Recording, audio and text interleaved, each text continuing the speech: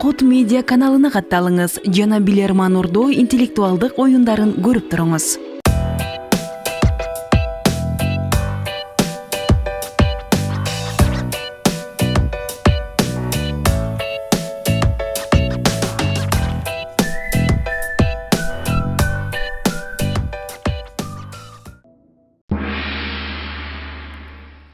Assalamu alaikum урматтуу телекөрүүчүлөр. Бакыт мырза дагы бир жолу кош келипсиздер. Мына бүгүн 3-чү тур. Маанайдар кандай, команда оюнга даярбы? Ушул тууралуу 2 ооз сөз жалпы телекөрүүчүлөр менен амандашканча сөз сизге берилет.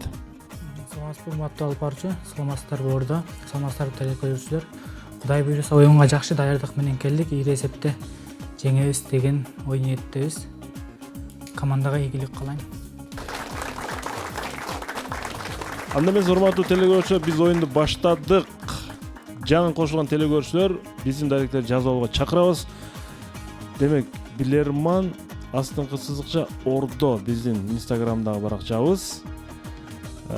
Билерман чекит TV күчүкчө mail чекит электрондук дарегибиз.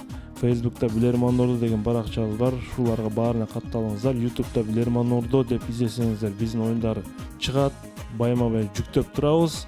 Кат аркылуу Ош шаарынын көчөсү 330 Билерман Ордо интеллектуал оюндар деп жөнөтүңүздөр. Сиздерден келип жаткан суроолор үчүн биз ыраазычылык билдиребиз. Урматтуу телекөрүүчүлөр, көрөрмандар, ал эми биздин өнөктөштөр адаттагыдай эле Барбол фирмасына ыраазычылык билдиребиз. Ар дайым бизди кубандырып келет. Өзүнүн шириндиктер, таттуулары менен жана дагы бир өнөктөшүбүз. Бул Актив Дизайн, IT дизайн полиграфиялык борбору. Сиздердин бардык реклама, жарнак түрлөрүнүн буйрутмалары кабыл алат. Жана ошондой эле Aura Lux массаж академиясы бардыгыңыздарга бекем ден соолук каалайт. Йома бургер, эң мыкты бургер сиздерге ийгилик каалайт. Жана Легенда Дека окуу борбору баарыңыздарды жеңиш менен чыгышыңыздарды каалайт. Эсеп 0-0. Биринчи раунд.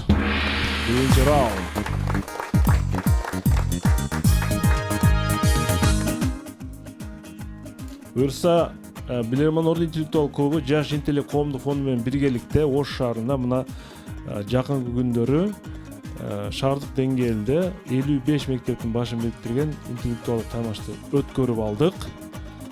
Жеңүүчүлөр сыйланды. Кийинки кадамдар сөзсүз уланмакчы. Тыныбек Алмазбек уулу Лейлек районунан сиздерге каршы суроо берет. Демек, биз мектеп окуучуларын дагы көп китеп окууга чакырабыз. Аларды интеллектуалдык чөйрөгө тартууга биз ар дайым кызыктарбыз. Биз ойлойбуз, ушул интеллектуалдык таймаштар менен келечек ээлер болгон окуучулардын билим алуусуна аз болсо салым кошобуз деп. Урматтуу билермандар, футбол клубу жөнүндө, Англиядагы футбол клубтарынын бири жөнүндө. Англиядагы футбол лигасында эң алдыңкы клубтардын бири болгон Ливерпуль футбол клубу 129 жыл мурда, тагырага 1892 жылы 3-июнда негизделген. Алардын капчыгында көптөгөн жеңиштер бар. Англиянын 19 жолку чемпиону, Чемпиондор лигасынын 6 жолку жеңүүчүсү, Англиянын суперкубогун 19 жолу жеңип алган. Сиздерге берилүүчү суроо ушул Ливерпуль футбол клубунун эмблемасы тууралуу. Назар салып көрсөңүздөр, мына ушул клуб Ливерпулдун эмблемасы. Сиздер көрүп турган сүрөттө ушул клубтун урааны жазылган жерди биз бекитип койдук. Эми сиздер, урматтуу билермандар, футболго байланыштуу бардык айтылуучу ураандарды, жеңишке байланыштуу бардык ураандарды, айтор ушул футболдун тегереген ураандарды кандай чакырыктарды болбосун эске алып, бул жерде эмне деген жазуу болушун таап беришиңиздер керек. Минута кетти. Жеңиши биз чемпион болобуз дегенде жеңиш деген бар окшош эле нерсе да. Алга карай азырчы. биринчибиз же. башынан чыккандай эле. Чыккандай нерсе. Жазылып дагы только вперед деген эле. Алдыга гана Артка жол жок, алдыга гана умтул деген маани. биз ар дайым биринчибиз деген гана жоңгон эмечи. Ошол да убакытта бир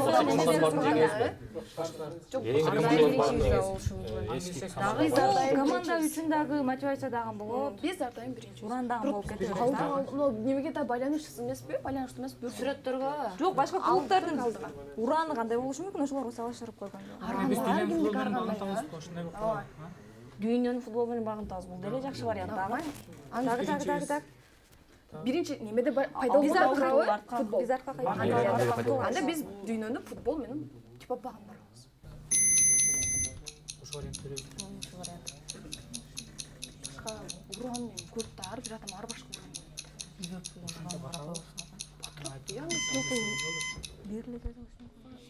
Бакыт мырза, ким жооп берет? Урматтуу алып баруучу, команданын атынан өзүм жооп берейин.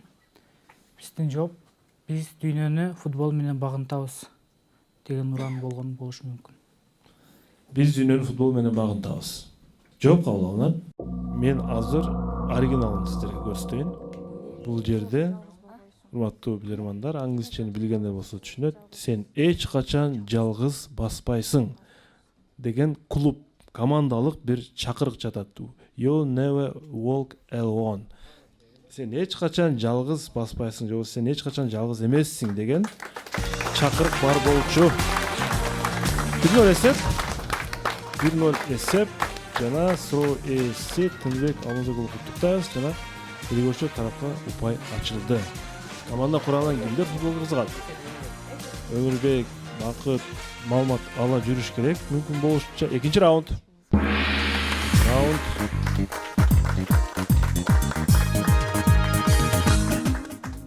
Бегимай, кечеги мектептер аралык оюн сизге кандай таасир калтырды? Булар албетте өсүп келе жаткан муун, сиздердин ордуңуздарды баса турган муун. Сиз ошол жерде аралашып жүрдүңүз да? Мектептер арасындагы оюн негизи 54 команданын ичиндеги оюн негизи мындай өзгөчө атмосфера менен коштолуп, эмоциялар менен коштолду. Ар суроону мектеп окуучулар тапкан сайын өзүң кошо сүйүнүп кетип жатың да. Мага ошол эмоциялар жакты. Ботогөз Жакып кызы Талас шаарынан сиздерге каршы суроо берет. Урматтуу билермандар. Баарыбыз бүгүн колдонуп жүргөн Google маалымат издөө кызматы жөнүндө суроо.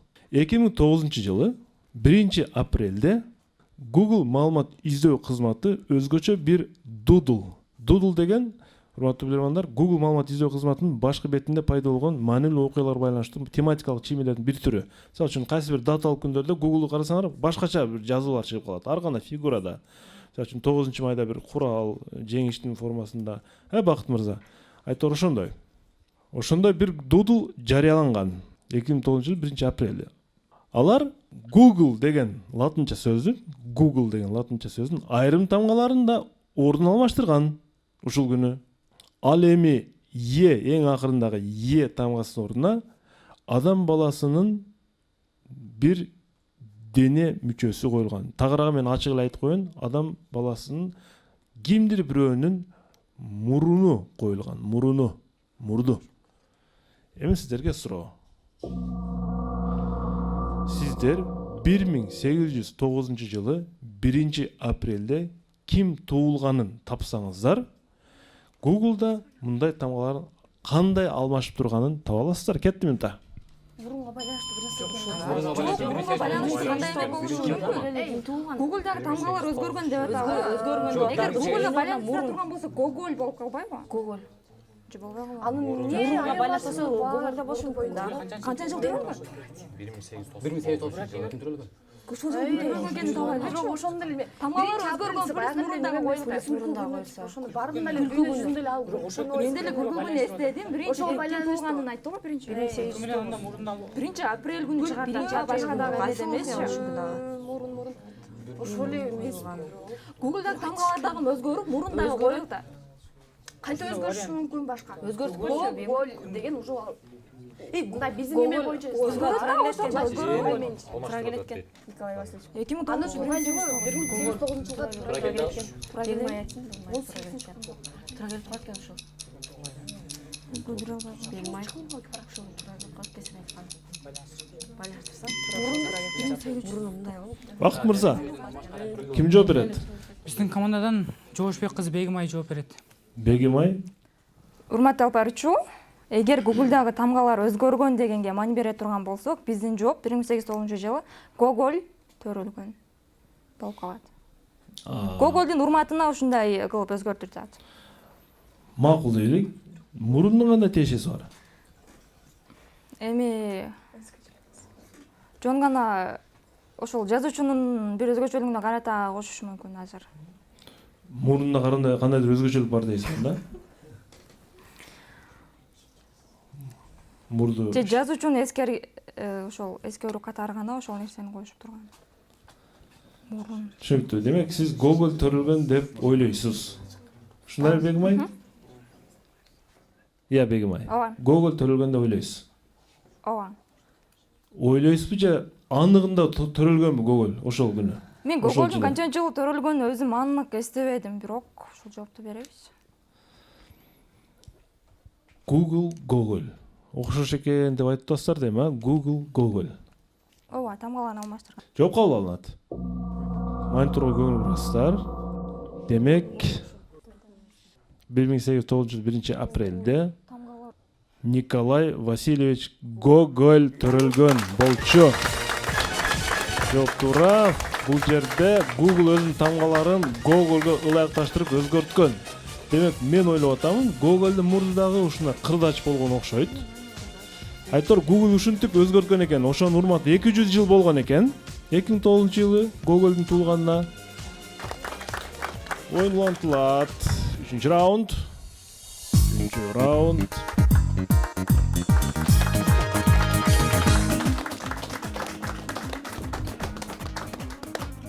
Бул жерге жеңген кече мектептер аралык оюнда жеңген команда барбы ушул жерде? Актив дизайндан суроо. Биздин өктөшүбүз Актив дизайн силерге каршы суроо берет. Урматтуу билермандар, белгилүү ислам алымдарынын бири Абу Якуб Суси мындай деген жери бар экен. Адамдар дейт инсандар дүйнөнү деңизге, акыретти анын жээгине, адамдарды болсо деңиздин үстүндө бараткан саякатчыларга окшоштурган дейт. Адамдар дейт деңиз жээгине барыш үчүн сөзсүз түрдө эмне керек болот? Кеме керек болот, же кайык керек болот. Урматтуу билермандар, сиздерге суроо. Кемени эмнеге окшотушкан? Алымдын сөзүнө карап кетти.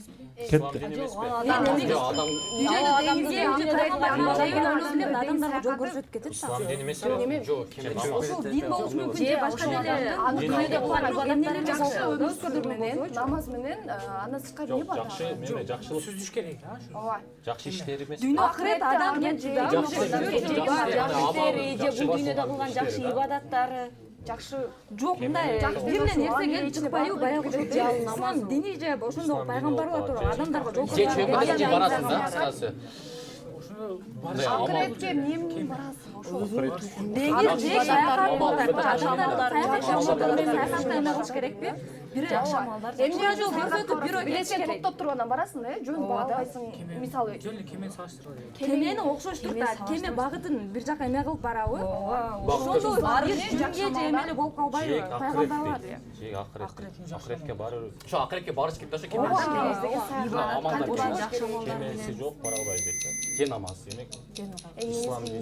Ислам дини жетет окшойт го. Мисалы бер.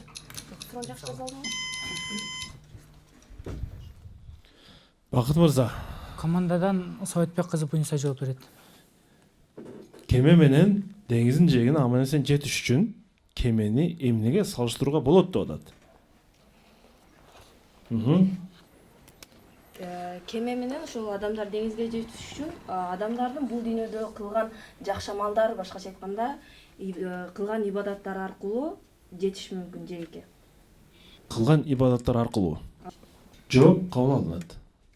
Себете мырза, сиз кандай деп ойлойсуз? Урматтуу алып баруучу, менде деле ушундай эле жооп бар, бирок мен ибадат эмес, соопчулук иштери деп айтат элем. Соопчулук иштери. Дүйнөнү илим алмайынча тана албайсың дейт го, таны албайсың дейт. Мен оюмча илим деп атам. Илими. Жоопту айтам.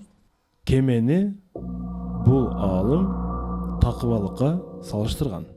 Такыбалык. Демек, ар бир амалды аткарууда өтө берилүү менен аткаруу. Буниса айтып атат, бул жерде жакшы ибадаттар үчүн деп кандай дедиңиз? Жакшы ибадаттар үчүн, жакшы амалдар үчүн. Жакшы амалдар үчүн. Такыбалык менен жакшы амалдын маанилеш айырмасы бул жерде тилчилер барбы? Экөөндө окшоштук барбы же эки башка түшүнүктөбү? Урматтуу алып баруучу, негизи команда жооп бергенде бул жерде ошол кемени же болбосо кайыкты адамдын жашоосунда аткарган жакшы амалдары, жакшы иштерине салыштырды. Ал эми туура жообунда болсо бул такыбалык деген жооп чыгып жатат да. Эгер бул эки сөздүн лексикалык маанисине токтоло турган болсок, тилекке каршы экөөсүнүн мааниси эки жакка кетип калган учурду байкайбыз. Түшүнүктүү, оюңуз туура. Мен ушуну командадан ордодон угайын дегем. Такыбалык жана жакшы амал чындыгында маанилик жактан эки башка түшүнүктү берет. Ошон үчүн бул раундду биз теле көрүүчү, биздин өнөктөшүбүз актив дизайн өзүндө калат. Утуш 2-1 эсеп. 2-1. Теле көрүүчүлөр тарап дагы бир упай алдыга чыкты. Жана биз оюнду улантабыз. Бүгүн Бакыт Камчыбеков жогорку лига үчүн ат салышып жатат. 4-чү раунд. Биздин студиябызга кече мектептер аралык билерман ордо оюнунда 1-чи орунду алган жеттиген Легион командасы келип турат. Легион командасынын өкүлү ким? Капитаны барбы? Ким бар бул жерде? Алып баруучу, урматтуу ордо билермандар, бүгүнкү келген кечеги оюндан көзөрмөмдөрдү айта кетсем, оюн аябай сонун болду. Анан аябай сонун самалыктар калды. Анан ошо айта турган сөзүм ушул. Алдык акчаны. Сиздер 20 000 сом куттуу болсун, сыйлыгыңыздар. Рахмат. Рыскүл Исабекова Нокен районунан сиздерге каршы суроо берет. Урматтуу билермандар, мындан бир нече жыл мурда Кытайда куш тумоосу деген эпидемия башталган. Билесиздер, э? Куш тумоосу деп. Бул 2009 жылы аябай күчөгөн. Мына ошол учурларда ар бир кытайлык үй кожойкелери кайсыдыр бир буюмду сатып ала башташкан. Себеби ал буюм үй кожойкелерине өрдөктүн этин бышыруу үчүн керек болгон. Бүгүнкү күндө бул буюмду биз деле колдонобуз. Өзүнүн зарылдыгына жараша колдонобуз. Эми сиздерге суроо, урматтуу билермандар. Кытай кожойкелери өрдөктүн этин бышыруу үчүн эмнени колдонушкан? Кетти минута.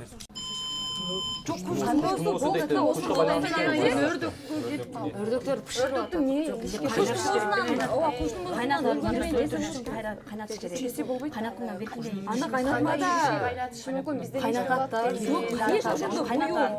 Неге?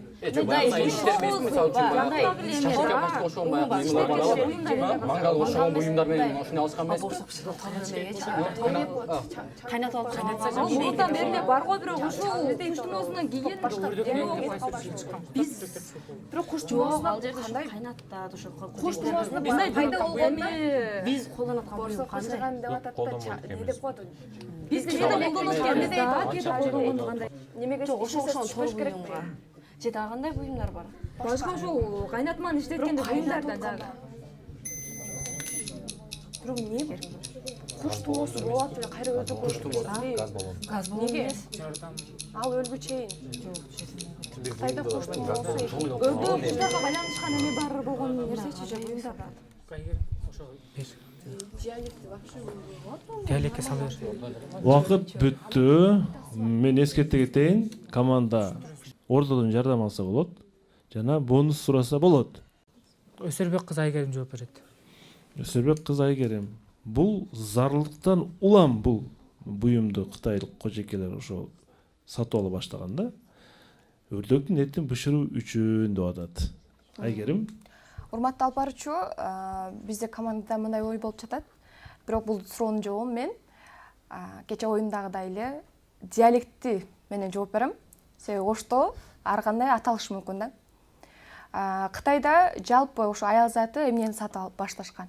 Биз күндө колдонбогон, кээде колдонуп калышыбыз мүмкүн. Ал нерсе ушул биз кээде борсок бышырабыз, же болбосо кандайдыр бир нерсени сууга же майга түшүрүп албаш үчүн оштун диалектисинде, башка тилде кандай болушун билбейм, бирок оштун диалектисинде аны чаули деп коет. Же менин же бир нерсени сүзүп алуу, же мынтип түшүндүрөлүн, сетка сыяктуу. Сүзгүч, эми кыргызча айт. Ал нерсенин кандай пайдасы бар? Аны ошол өрдөктү бышырууда аны же мүмкүн сууга кайнатат, сууга түшүрбөй эч кандай. Ошонун ичине салып туруп бышырыш мүмкүн. Ошону мүмкүн сатып ала башташкандыр. Мен суроодо эпидемия пайда болгондон кийин ушул каражатка өттү деп атам да. Ушуну сатып ала башташты деп атам.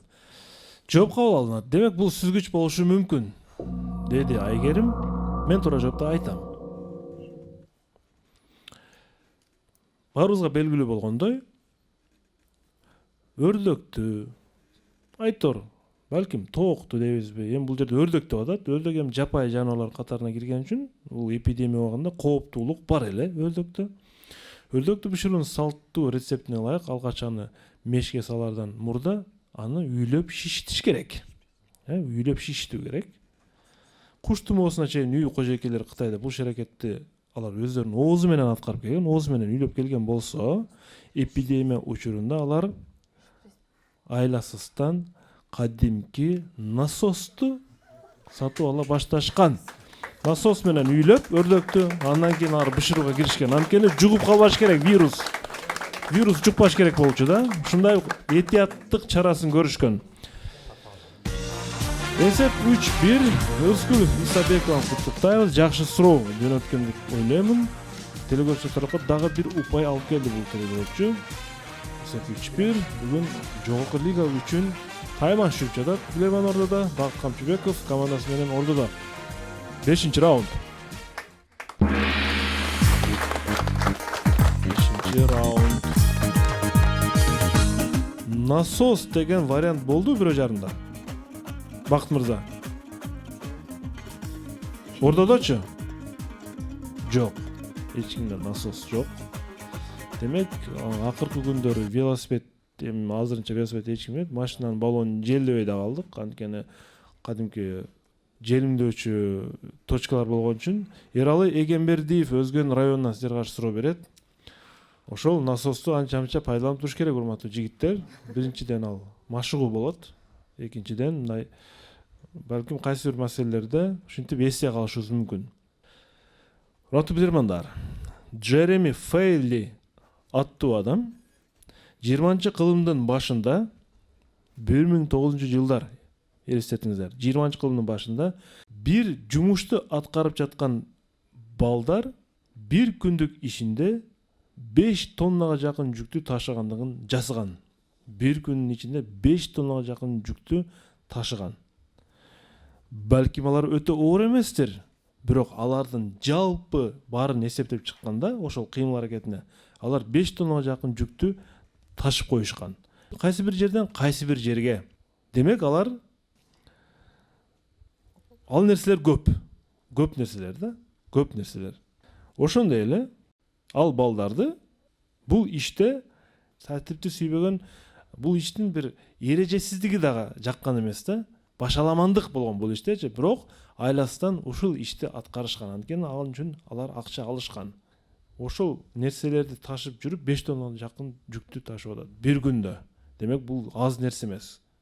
Урматтуу билермандар, бүгүнкү күндө ал балдардын ишин техника өзүнө алган. Башында демек балдар ошол нерсени ташыган. 5 тоннага жакын. Сиздерге суроо. Бул балдар эмнелерди нары бери ташыган? Кетти минута. аз кетет. Жуманчы кылым болтат. Мен баягы 20-күндүн башы паровозго отурганмын деп ойлойм. Жеңилдирген нерсе да бул көп нерсе. Паровозго суу толтуруп Кайсын дейсиз? Ташышкан дейт, ташышкан. Ташышкан суу Бирок эрежеси жакпайт. тартипсиз болот бул жерде. Мында жөнөкөй деле эме болушу мүмкүн. Жумуш деле болушу мүмкүн дейчи. Жок, Ондай эле болбойт да. Бирок бир күндө 5 кагаз эле болот башка. 5 тонна ташыды. 5 тонна бир күндө. Бирок Бирок техника ташып атат бул нерсе. азыр техника. ошончо адам 5 тоннаны көтөрүп келет дейсиңби?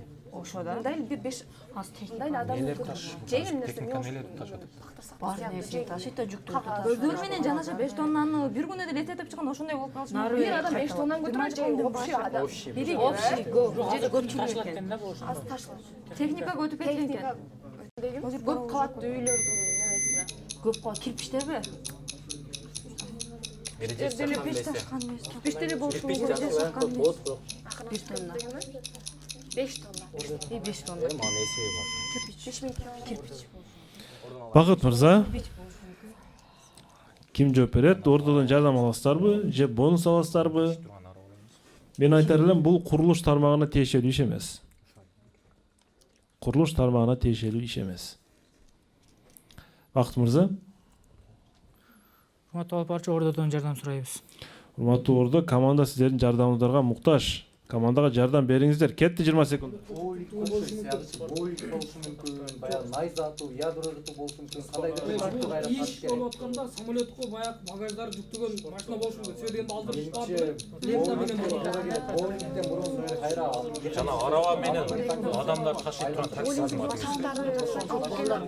Beş tonnаны көтөрүп жүрүп кичине же болдурат ки Боулингде кандай болушу мүмкүн? Башаламандык дегендери бар да. Убакыт бүттү, Бакыт мырза.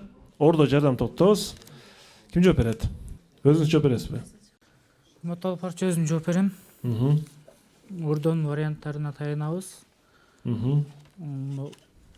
Спорттогу ядролук таштар, ядро атышат кыздарга ошондой таштар деп түшүндүк. Мисалы жаш балдар таш ташыган болушу мүмкүн дегендей. Дагы кандай варианттар түштү Ордодон? Боулинг деди, анан самолеттун жүктөрү деди. Мен суроонун акырында айтып өттүм, ал кызматты бүгүн техника өзүн алды дедим да. Мониторго көңүл буруп көрүңүздөр. Бул балдар эмнени ташыды? Булар боулинг ташып, кечке чейин 5 тоннага жакын боулинг ташыган. Урматтуу билермандар. Мынакей, көрдүңүздөрбү? Боулинг салмактуу болгон булар. Азыр деле салмактуу болот боулинг. Муну биз чоң бир ядрону ташты кармап туруп атабыз. Боулинг ташып, алар 5 тоннага жакын жүктү көтөрүп коюшкан экен.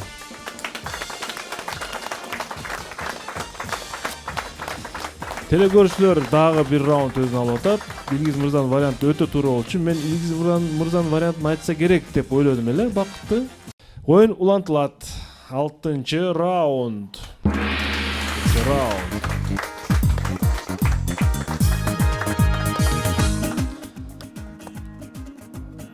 Боулингти деле көпчүлүгүбүз көптөн бери ойной элекпиз.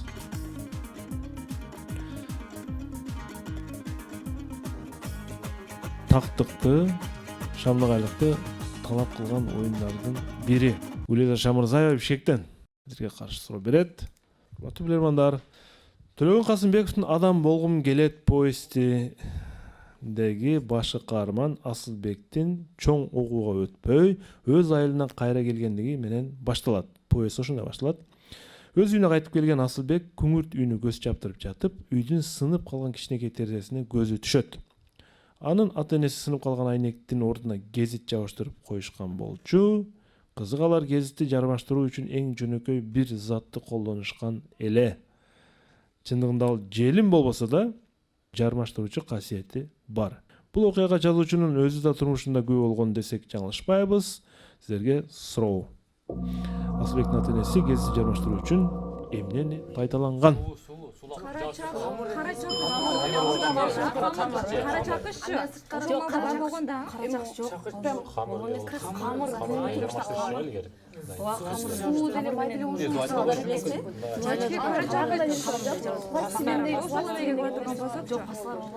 Обычный жашпай кетет нерсе экен. Жашоого байланыштырган болсо камыр деле жакшы. Камыр жакшы, анан бирок Башка варианттагы карап көрсөңүз. Мындай жакшы дол нерсе. Гезитти жармаштырып койтат да, демек. гезитти баягы айнектеле. Эми ошол убакта эң кеңири колдонгон нерсе камыр да. Андан башка Гезит менен жабып болгон айнекти. Ооба. Плюс гезиттин светине эме кылбайт да, кара чакыш окшотчу. демек камыр. Ошону чакыш болсун, камыр болсун. Чакышты жок ал убакта. Ал убакта күнү чурузду эме. Эме кылганда. Мен жабыштырган. Жок кетет.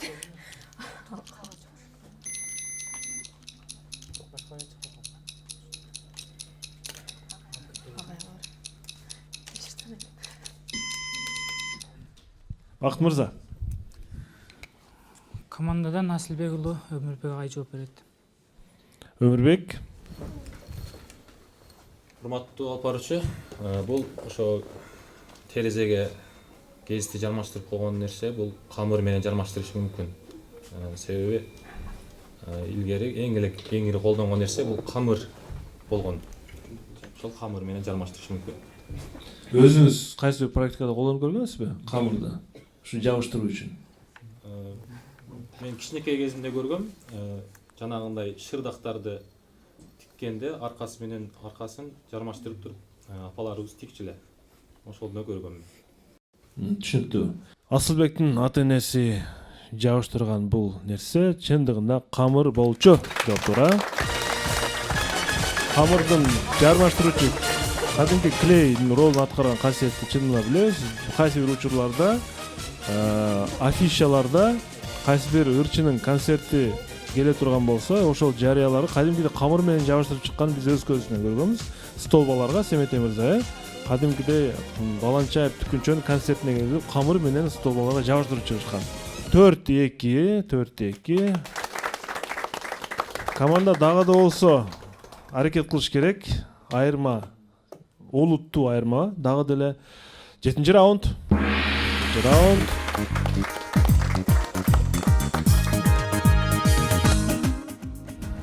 Супер блиц турат бул жерде. Алтыбай Кадырбаев, ордого суроо бар. Ордого суроону карап көрөбүз.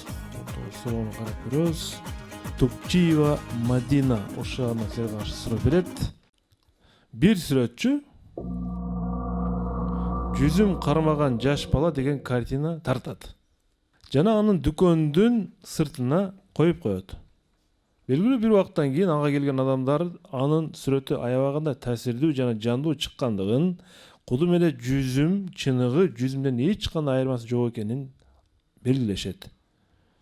Ага далил катары бир канча канаттуулар адашып, ал жүзүмдү улам чокуп алып жатышканын дагы белгилейт. Канаттуулар келип жүзүм экен деп чокуп алып жатат дейт картинаны. Бирок алардын сөзүн уккан сүрөтчү өзүн өзү капа болду, Айгерим.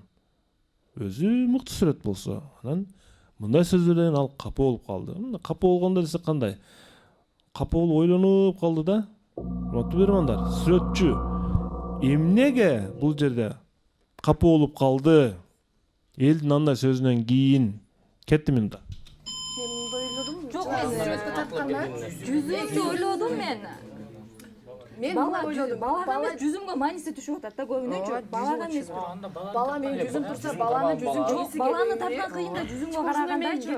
Портрет баланы жүзүм жегиси келет. Баланы рекламасы жүзүмгө балага кетиш керек экен, жүзүмгө эмес. Көбүрөөк мааниси Жүзүмгө түшүп атат, жүзүмгө. Чымчыктардан нерсеге жүзүмдү.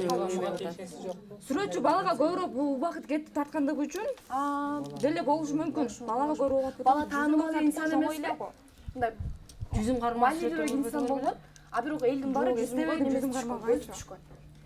Бирок канат Элдин бардыгы жок, канаттууларда жүзүмгө Бардыгы жүзүмгө келди.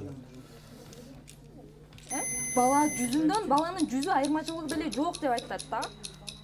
жок, сүрөт өтө жогорку деңгээлде тартылып атат. Жок. Бакыт мырза, Өсөрбек кыз Айгерим жооп берет. Айгерим, анда сүрөтчүгө бул маалымат жеткенде сүрөтчү сумсайып калды. Сумсайып калды дагы. Ал бир ой келди да агачы. Кандай ой келди ушу сөздөрдөн кийин? Урматтуу алып баруучу, бизде мындай жооп болуп атат. Негизи ал сүрөтчү ошол жүзүм кармаган бала же жүзүм менен баланы тарткан, Жүзүм карап турган бала.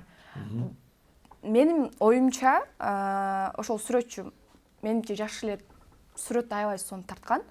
А бирок сумсайып капа болуп калган жери менимче жүзүмгө аябай көп убакыт бөлбөсө дагы менимче жакшы чыккан, бирок ошончолук жакшы тартканы менен баланы мындай түшүндүрөйүн.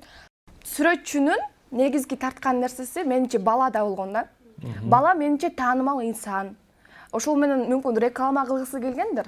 Мындай магазинче. Бирок ошончолук убактысын баланы тартыш үчүн кетирсе дагы жүзүм элдин көзүнө аябай жакшы көрүнгөн да.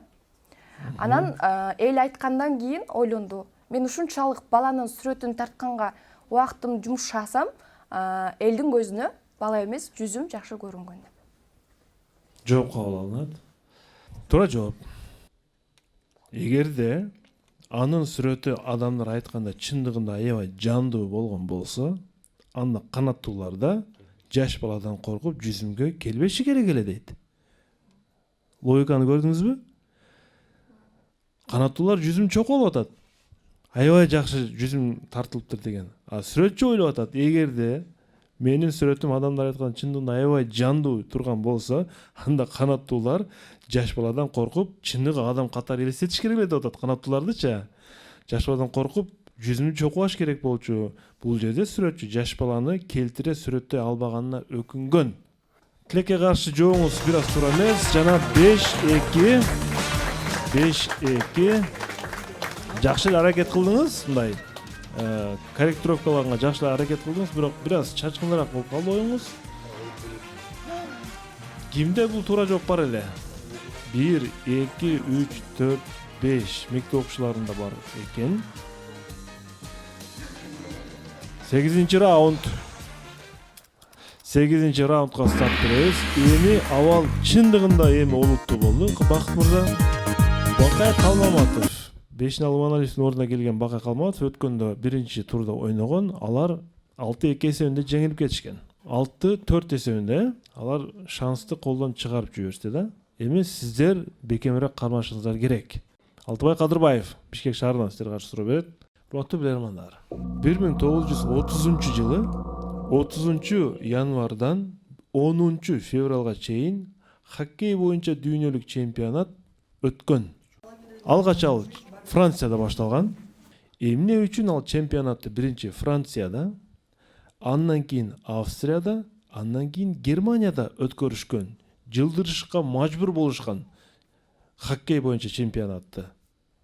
Бир олуттуу себеп менен сиздерге суроо. Эмне үчүн Франциядан Австрияга, андан кийин Германияга көчүп өтүп атат бул чемпионат? Эмне себептен кетти мен? Аба ырайына байланыштуу болушу керек эмеспи? Франция, Австрия, Германия. Франция, Австрия, Германия жылы чемпионат. Кыш мезгили январда февралга чейин. Февралда күн жылып баштайт. Бул 30-жылдарды эске алгыла, азыркыдай жок. Күн ысып кеткен эмес, аба ырайы. Январда. Жок, эмеге караган эмеспи? Хоккей боюнча өткөрүүчү жерге. 30-жылы. Франциядан Германия, Австрия, Германия. Франция, Австрия, Германия. Австрия болду окшойт. Ошол эмени Европада. Хоккей боюнча болот атат. Ошол окуучу бир апта өткөчөйүн башка жерде жарак сабакка келип калган. Места аба ырайына байланыштуу деп атам. Бул жерде жылы чемпионат. Жок, аба ырайына байланыштуу уже кыш болуп атпайбы Харри? Кейге эмели ыңгайлуу эле. Стадион. Хоккейди ар бир адам ойной бербейт да, бирок стадион берген болуп кетиши мүмкүн. Бакыт мырза. Ошончо күндө келбеге жок. Бир суроону кайталап бериңиз, кошумча мүнөттөн алабыз. 1930-жылы 30 январдан 10 февралга чейин хоккей боюнча дүйнөлүк чемпионат өткөн. Алгач ал Францияда башталган, андан кийин Австрияда, андан кийин Германияда өткөрүлгөн. Сиздерге суроо, эмне үчүн бул бир жерде өтпөстөн 2-3 мамлекетке жылып өтүп кеткен. Эмне себеп болгон? Кетти кошумча минутта. байланышы жок. Климатына байланыштуу болсо 30-жылдан кийин эмнелер болуп кетти? жок, 30 январда башталып атат, кайра бүткөндө болсо 10 10 февраль күн аралык 10 күн. Андан кийин канчанчы бир жыл болушу мүмкүн деп. азыркыдай хоккейлер айтты го баягында бир 30-жыл календарга тиешеси жок. 10 күндүн ичинде 3 жерде болуп турат. 3 жерде болуп атат. Биринчи Францияда болду 3 күн. Андан кийин 3 күн Австрияда болду, 3 күн Германияда болду, бүттү. Onu kontoş kılıçkan mes bir çötem. Жок кылды, Стадион жараксыз абалга келип калган эмес. Дүнө чемпионатында хоккей боюнча Стадион жараксыз абалга келип калган. стадион Муз курулду деп музду. Же bakmaya kalgan je sanına байланыштуу. Хоккей канчанчы жыл ошол малда стадиондор жооп берген эмес да, кандай стадиондор ошо мүмкүн адам көрүп келген. Тоңтурганга да убакыт болгон да, музду тоңтурганга стадион. Хоккейдин музу менен болот да. Азыр эми Бакыт мырза, Жоошбек кызы Бегимай жооп берет. Жошбек кызы Бегимай. Урматтуу алып баруучу, ошол мезгилдеги 1930-жылдагы стадиондордун абалын эске алган учурда же аба ырайдагы болгобу Франция офицера Германияга 3 мамлекетке жылгандыгынын себеби бул ошол малдагы стадиондордун абалдары болушу мүмкүн. Себеби мисалы 3 күн өткөндөн кийин стадиондун абалы муз болобу же башка жабдыктары хоккей өткөргөнү жараксыз болгондагы башка мамлекетке көчүүгө туура келген. Басымды эмнеге коесуз? Аба ырайынабы же стадиондордун абалынабы? 1930-жылдагы стадиондордун абалына. Кандай абалы? Музга байланыштуу. Эмне болгон абалы? Музга байланыштуу. Ошол 3 күн катары менен өткөнгө адам көп келген, ал эми ошол адам көп келген ордодо хоккей ойногонун себебинен муз жараксыз абалга келген. Жооп кабыл алынат. Стадиондун абалы. Мен туура жоопту айтам. Ошол маалда Сора мырзадан ой сурайынчы, Сора мырза, күлүп атасыз, туура жооп сизде дагы бар окшойт анда. Же кошуласызбы? Күлгөндүн билгени бар дейт. 1-2-3 саламатсыздар урматтуу алып баруучу. Бизде да талаш болуп атат. Команданын оюна кошулам, муз эрип кеткен. Бирок эмнеден улам? Мисалы үчүн булар ордодо кээ бир пикир болуп атат, кар жабай койгондон муз эрип кеткен, суук болбой калган деп. Бирок ошол кар жабай койгондон улам дагы муз эрип кеткен да, негизги себеп болушу мүмкүн деп атам да. Аба ырайы. Эми аба ырайынын күн Жылып ысып кетиши. кеткен, жылып кетиши мүмкүн. Ошол себептен муз эрип кетип атат. Ошондо стадиондун абалы менен бул сөз эки башка да, Жок, булар азыр стадион абал дегенде хоккей боюнча стадион дегенде эле муз аянтчасын элестетебиз да. Мисалы үчүн ал жерде отургучтардын башканын мааниси эмес, негизги ой музда. Муз аянтчасында да. Мен команданын оюн ошондой түшүнүп атам. Анан башка билермандар, анан сиз кандай түшүнүп атасыз билбедим анысынчы. Мен туура жоопту айтам азыр. Ал салыштырабыз. Ошол убакта чемпионат ачык асман алдында өткөрүлгөн, урматтуу билермандар, жабык стадион болгон эмес. Францияда ошол учурда күн дароо жылып кетип, муз эрип баштаганына байланыштуу Австрияда андан кийин Германияда өткөрүүгө туура келген. Эми бул жерде бир маселе турат. Магистрлерге кезек беребиз. Семете менен Сагынга. Кимисине ыйгарабыз, телекөрүүчүлөргө же командагабы? Урматтуу алып баруучу, биз колдон келишинче калыс сүйлөгөнгө аракет кылайлы. Командага да тартпай, телекөрүүчүгө деле тартпай. Биздин бул жерде эч кандай кызыкчылыгыбыз жок. Бирок биз негизи ушул команда жеңсе экен деген ниетте келгенбиз. Сиз кайра-кайра кошумча суроолорду бердиңиз, тактадыңыз. Аба ырайыга басым жасаганбы деген дагы түз сурооду да бердиңиз.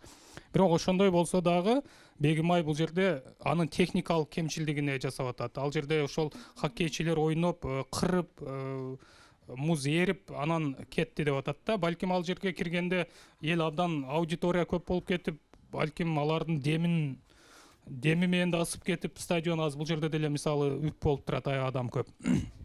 Ошентип деле эрип кеткен болушу мүмкүн. Жана сиз айтып атасыз, аба ырайынын негизинде күн жылып кеткендиктен дагы эрип кетти. Бул жерде эгер биз маселени муздун эригениге жасай турган болсок басымды, анда команданын жообун биз туура деп кабыл алышыбыз керек. Анан жок, аба ырайына басым жасайбыз десеңиз, анда команданын жообу туура эмес. Оюңуз түшүнүктүү, Сагын мырза. Урматтуу алып баруучу, биз күбө болуп турдук. Көбүрөөк 2 мүнөт талкуулады. Мүмкүнчүлүк берилди. Качан эрип кетет? Албетте күн ысыганда же болбосо кар же муз албетте күн ысыганда эрип кетет да. Бул жерде көбүрөөк климат жана аба ырайы жөнүндө сөз кетип жатат да. Тургандардын 90% көпчүлүгү туура жооп берсе экен деп мындай ырайым көрсөтүп турду да, бул билермандаргачы. Бул жерде негизи климат, аба ырайы күн ысык болгон үчүн эрип кетсе деген туура жооп болмок да. Болгону ошол техника абалы башкача жак болуп кетти да. Муз жөн эрип кетпейт да. Ошон үчүн буну биз телекөрүүчүбүзгө берген жакшы. Капа болбосо эле команда. Хоккей ачык асман астында ойногондуктан алар эки өлкөгө жылган, суугураак жагына жылышкан да, Бакыт мырза. Маселе ушул жерде. Менимче баарыбыз муну туура түшүнүп турабыз. Азыркы абалды. Ошон үчүн мен бул раундту телекөрүүчү тарапка беришке мажбурмун. Мен калктан чыгып кетпейин деп атам да. Азыр муну бизден башка дагы миңдеген телекөрүүчүлөр көрөт. Карап отуруп, алып баруучу каратып туруп тартып койду деген сөздү угуштуп баарыбыз эле кабыл алсак керек, урматтуу көрөрмандар. Өткөндө деле Баймат Калмановдун командасы ушундай абалга туш болгон. Мен айтар элем, ушул командалар аракетиңер жаман эмес, бирок аракетиңер жаман эмес. Такай оюнга катышуу, көп машыгуу өткөрүү сөзсүз түрдө жеңишти алып келет деген ойдомун. Алтек эсебинде бүгүнкү Бакыт Камчыбековдун командасы эки каршы жеңилип калды. Биз телекөрүүчүлөрдү куттуктайбыз.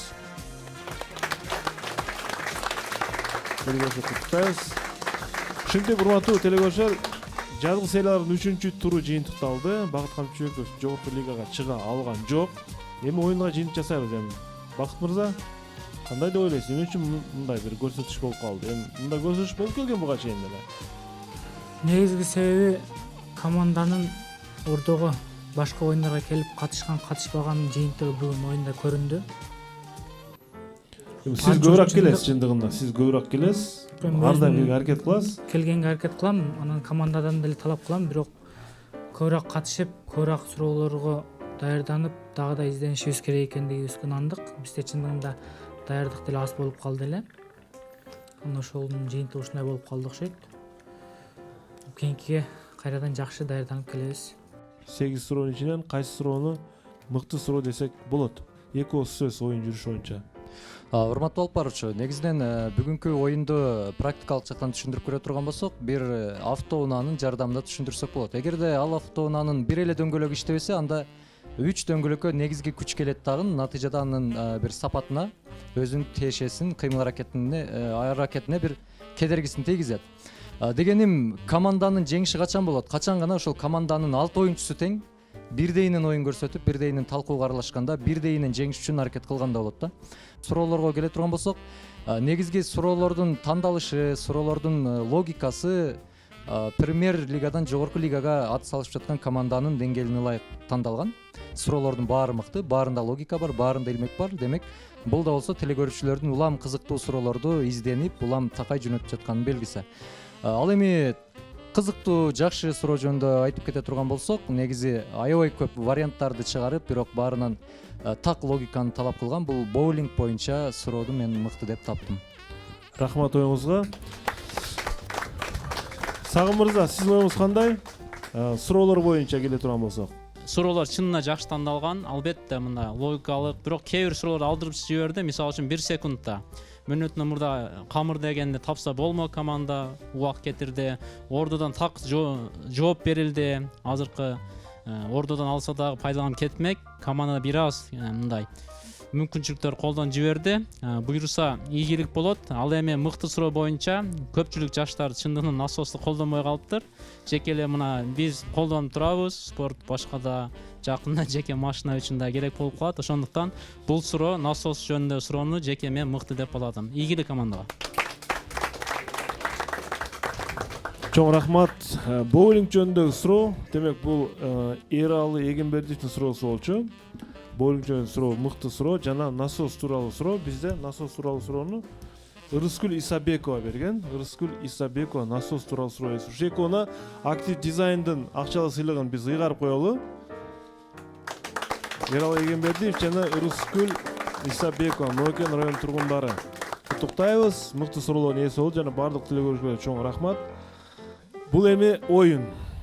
Мындан бир чыйралуу керек, Айгерим, чыйралуу керек, жана дагы чыйралуу керек. Кандай болгон тагдырда позиция менен аякташыбыз керек оюнду. Анда Барбол шириндиктери студияга.